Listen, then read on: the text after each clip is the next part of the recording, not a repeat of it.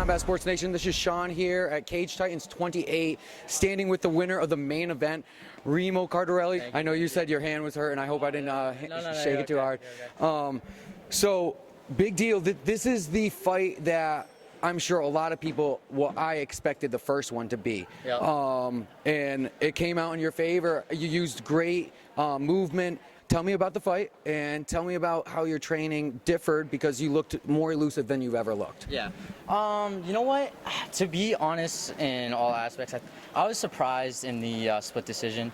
I thought, without a doubt, I had the fight won. I thought all three judges were going to see it that way. But, you know, again, you don't leave it in the judge's hands. And unfortunately, I did. But you know what? It's because the guy's a tough fucking dude, man. I hit him the hardest I think I've ever hit anybody in my life, and that kid did not go down. I know they had a lot of swelling in that left eye. You know, that's what I was attacking most of the time. But he's just a tough dude. You know what? When you're facing the top 5 guys in New England, they're tough dudes. You're in for a tough fight. And you know what? I think a lot of people out there, because of, you know, my record doesn't show how good of a fighter I really am. I truthfully think. And you know what? I've never backed down from a tough fight. I've fought, check my record. Maybe one fight I can say, no offense against that person, but I think one fight people can say, you know what, that was an easy fight for him. But you know what? Other than that one fight, I fought the top 5 guys every fucking time. I don't take fucking easy fights to pad my record like some dudes do. I'm out to be the best in New England, and try to conquer that, and then be the best somewhere else. You know, that's how the sport should go, man. You should try to be the best of the best.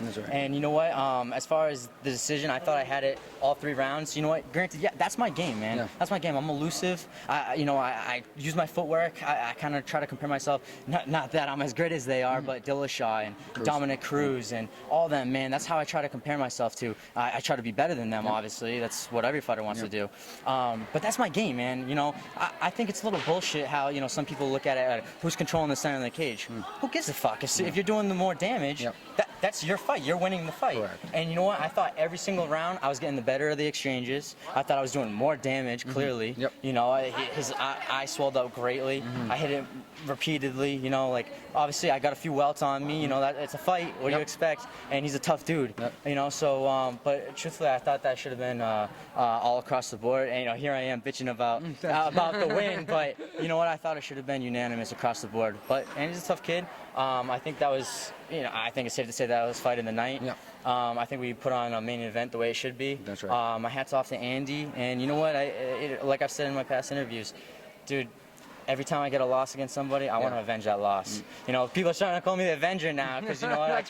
I keep redeeming losses, you know, and you know, that's good and bad. You know, it's good and bad. So as far as how my training went for this fight, we didn't really change anything, man. The first fight, I was doing the same shit against him. Maybe not as elusive and not as crisp. I've had a year, you know, to prepare, and I think I put it all together. I didn't change much, and I just kept improving my skills, man. And with losses and wins, I'm always improving, and that's the goal to all of this.